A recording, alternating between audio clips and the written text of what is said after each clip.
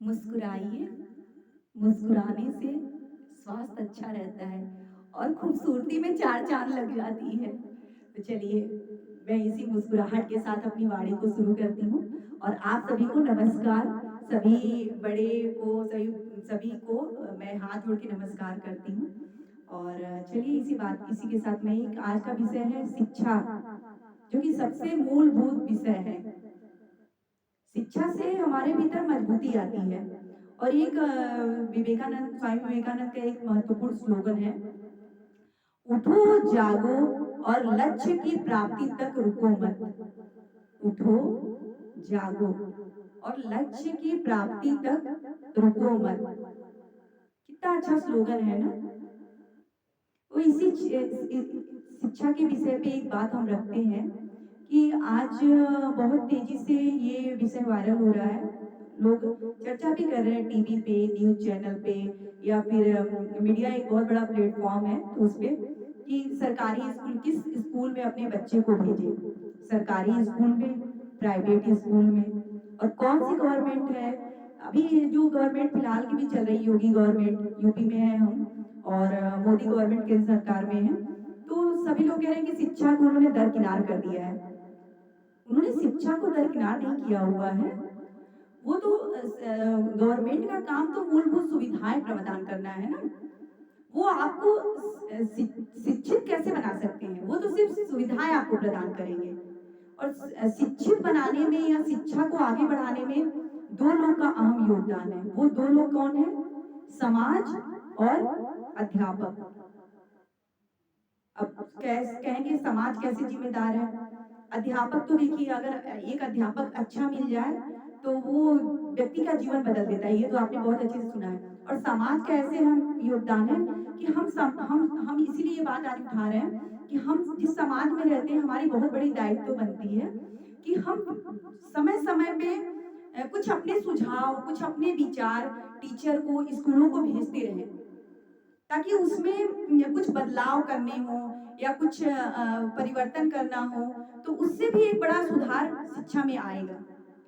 और दूसरी बात है कि जब हम शिक्षक बनना तय करते हैं, चाहे वो प्राइमरी स्कूल का टीचर हो या वो मिडिल स्कूल का टीचर हो या वो किसी भी स्कूल का टीचर हो, तो जिस दिन हम टीचर बनना तय करते हैं, तो 2 माध्यम होता है। ये तो लक्ष्मी कमाने का माध्यम, वो तो मानिए किसी भी तरह आप कमा सकते हैं ना, मज़दूरी करके भी लक्ष्मी कमा सकते हैं। लेकिन अगर आपने एक अध्यापक बन के शिक्षक बन के अगर लक्ष्मी कमाने का माध्यम चुना है, तो उसमें फर्स्ट प्रायोरिटी क्या रखी है? कि हम शिक्षा का प्रचार-प्रसार करें। शिक्षा को हम आगे बढ़ाएँ, जिससे जो भी बच्चा हमसे शिक्षा ग्रहण करता है, तो वो समाज में कहीं न कहीं अपनी एक ख्याति बनाए। ख्याति बनाने का मतलब ये नहीं है कि हर व्यक्ति नौकरी ही पा जाए, लेकिन उसका चरित्र बलवान हो, उसका मनोबल बहुत ऊँचा हो, वो हर स्थिति में, हर सुख-दुःख में वो अपने आप को मजबूती से जग पकड़ के रखे। शिक्षा का असली मतलब यही है, ना कि सिर्फ़ लक्ष्मी कमाना। लक्ष्मी तो हम दिहाड़ी मज़दूरी करके भी कमा सकते हैं, उसके लिए शिक्षा की क्या ज़रूरत है? लक्ष्मी तो हम खेती-किसानी करके भी कमा सकते हैं, खेती-किसानी करने के लिए भी शिक्षा की ज़रूरत नहीं है, लेकिन हर फ़ील्ड में शिक्षा की ज़रूरत है। अगर हम मज़दूरी भी करने जा रहे हैं और अगर हम शिक्षित हैं, अगर सही गुरु द्वारा हमें शिक्षा मिली है, तो हम उस फ़ील्ड में भी मज़बूती से खड़े रहेंगे। हमारा आत्मबल कभी कम नहीं होगा, हमारा मनोबल हमेशा मजबूत रहेगा और हम हमेशा चरित्रवान रहेंगे, गुणवान रहेंगे और हर पल पे मजबूती के साथ आगे बढ़ेंगे। तो सही शिक्षा का मतलब यही है कि हमारे अंदर एक अच्छे व्यक्तित्व का निर्माण हो। तो जिस दिन आपने शिक्षक बनना तय किया है, उस दिन आप अपने आप को आँक लीजिएगा कि आप किस तरह के शिक्षक बनना तय किए हैं। लक्ष्मी कमाने के लिए सिर्फ़ या एक अंधकार से प्रकाश की ओर ले जाने वाले शिक्षक बनने की तरफ।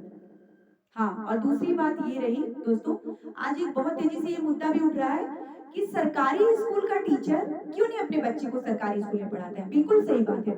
हाँ दोस्तों, हर टीचर, हर व्यक्ति को ये मेरी बात पूरी वीडियो ज़रूर सुननी चाहिए। समाज में ऐसी क्रांति लाने के लिए, परिवर्तन लाने के लिए हमें कुछ थोड़ा परिवर्तन करना होगा, कुछ अच्छी बातों को लाना होगा। अगर टीचर अपने बताइए जिस स्कूल में टीचर पढ़ने जा रहा है, जिस स्कूल में टीचर पढ़ने जा रहा है, अगर उस स्कूल में अपने बच्चे को नहीं ले जा सकता है, तो उस टीचर को टीचर बनना क्या सही शोभा देता है?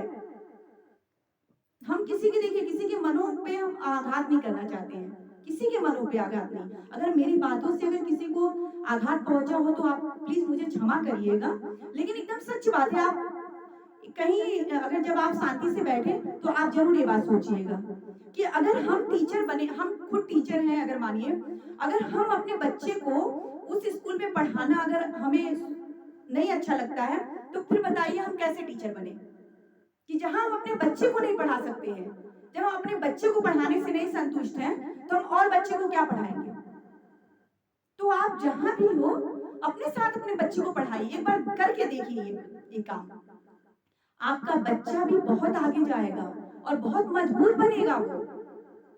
वो भले ही पढ़ाई में हो सकता है अगर आप आईएएस सोचे हो तो पीसीएस बने, लेकिन वो बनेगा जरूर। अब वो एक मजबूत समाज की नींव रखेगा। तो हम हर टीचर से ये आग्रह करेंगे, चाहे वो प्राइमरी स्कूल का टीचर हो या मिडिल स्कूल का टीचर हो, वो अपने बच्चे को अपने स्कूल में जरूर पढ़ाए, क्योंकि इससे बच्चे को भी गर्व होता है कि मेरे पिताजी या मेरे गुरु टीचर हैं, मेरे जो टीचर हैं उनका बच्चा भी मेरे ही स्कूल में पढ़ता है, उसी स्कूल में पढ़ता है जिस स्कूल में उनके पेरेंट्स उनके पढ़ाने जाते हैं। अगर आप टीचर हैं तो ये चीज होनी चाहिए। और दूसरी बात है दोस्तों, हम आज कह रहे हैं कि प्राइमरी स्कूल, हम आपको बता दें आज बड़े आसानी से हमारे समाज में ये बातें कह दी जाती है कि सरकार ने तो इतना स्कूल का बिल्डिंग टूटा है और 2 टीचर हैं क्या पढ़ाएंगे। हम आज अपनी खुद की मैं बातें करती हूँ, और आज अपनी खुद की नहीं, जो 25 साल जो हमारे एज के बच्चे हैं, जो 25-30 साल पहले की मैं बात कर रही हूँ, कि प्राइमरी स्कूल इतने मजबूत होते थे कि हम अपने गांव की बातें करते हैं पर्सनली खुद दोस्तों, तो हमारे गांव में 250-300 बच्चे थे और सारे उसी प्राइमरी स्कूल से पढ़ के निकले हैं। और आज की डेट में ये बातें मैं गर्व के साथ कहूंगी कि सारे बच्चे कहीं ना कहीं सक्सेस हैं, चाहे वो डॉक्टर हो, चाहे इंजीनियर बने हो, चाहे वो टीचर बने हो, चाहे वो खेती किसानी ही कर रहे हो, लेकिन जहां भी है उनके अंदर एक अच्छे से संस्कार पले हैं। क्योंकि उस समय हमारे 2 गुरु थे और उन गुरु का भी नाम मैं गर्व के साथ लेना चाहूंगी, सुदामा गुरुजी और गुप्ता गुरुजी। हम लोग गुरुजी कहते थे उनको, लेकिन मुझे फर्क है दोस्तों। वो प्राइमरी स्कूल जो पूरे नेशनल लेवल तक, सिर्फ ना पढ़ाई में, पूरे नेशनल लेवल तक सिंगिंग कंपटीशन में वो लेके गए थे। एक एक भारत माता का गीत, भारत माता जग विख्याता तुझ पे मैं बलिहारी जाऊं, भारत माता जग विख्याता तुझ पे मैं बलिहारी जाऊं।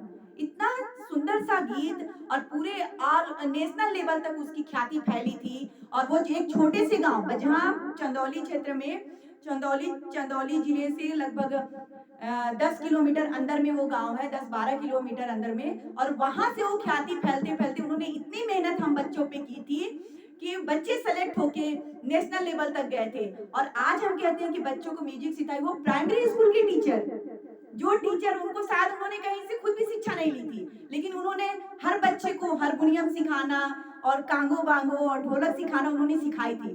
तो हम कैसे कह सकते हैं कि एक शिक्षक पूरे स्कूल को नहीं, 2 शिक्षक सिर्फ थे और पूरे स्कूल को संभालते थे।